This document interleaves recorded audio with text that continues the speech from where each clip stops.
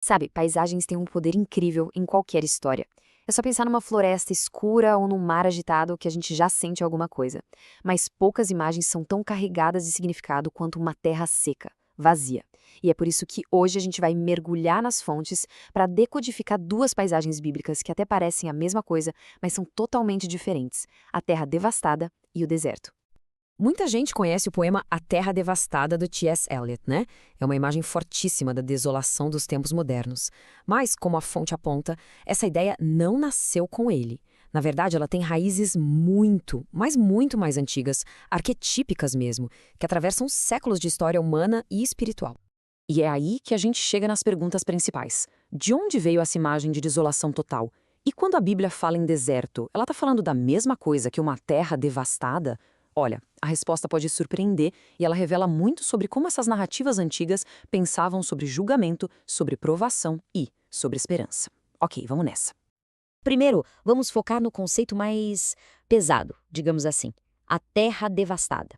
O próprio nome já dá uma sensação de fim de linha, de algo que foi quebrado para sempre. A fonte aqui é bem direta. Uma terra devastada não é só um lugar seco, é um símbolo. Ela representa morte, ruína e, o mais importante, um vazio espiritual. É como se a paisagem do lado de fora refletisse uma condição de desolação por dentro.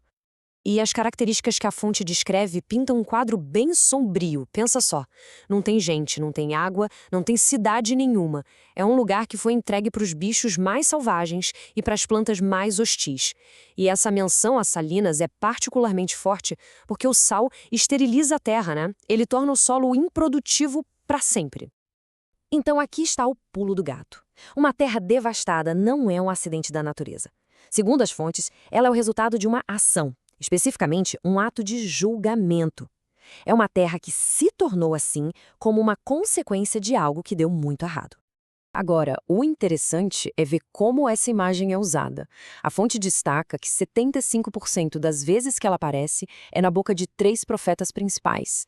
Eles usavam a imagem da terra devastada como um aviso, sabe, uma visão do que aconteceria com uma nação sobre o juízo divino. Era tipo um alerta vermelho, uma ferramenta profética de impacto máximo. Beleza, vamos mudar de cenário agora. Se a terra devastada é um beco sem saída, um ponto final, o deserto. O deserto é uma história bem mais complexa. É um lugar de uma dualidade profunda. A fonte nos dá o termo original em hebraico, midbar. E aqui já está a primeira grande pista da diferença. Apesar de ser uma terra desperdiçada, com poucos recursos, ela tem uma possibilidade. Se chover, pode ter pasto. Existe ali um potencial de vida, mesmo que adormecido, algo que simplesmente não existe na terra devastada.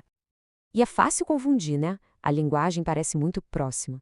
Mas a diferença de verdade não está na terra em si, mas no propósito dela. Uma terra devastada é sobre o que foi destruído, é o fim. Já o deserto é sobre o que ainda pode acontecer ali. E este slide mostra essa dualidade perfeitamente. O deserto é, sem dúvida, um lugar de perigo mortal. A fonte fala de serpentes, escorpiões, sede, é onde acontecem tentações e rebeliões. Ao mesmo tempo, é para lá que as pessoas fogem buscando refúgio. É o palco de revelações divinas gigantescas e, o mais importante de tudo, é parte do caminho em direção à Terra Prometida. Ou seja, o deserto pode ser resumido como um lugar de processo. Não é o destino final, é a jornada. É um teste, uma provação que precisa ser atravessada para chegar em outro lugar. É um lugar de passagem, não de permanência. Ok, então, para não restar nenhuma dúvida, vamos juntar tudo e colocar lado a lado. A diferença vai ficar claríssima. E aqui nessa tabela fica tudo preto no branco.